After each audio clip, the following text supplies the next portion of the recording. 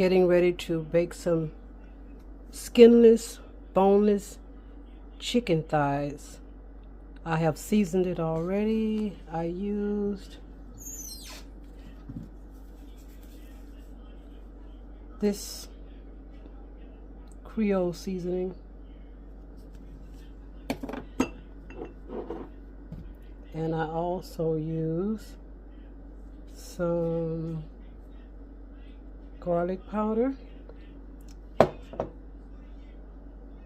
and I'm going to sprinkle some little bit of flour on top of it, like so.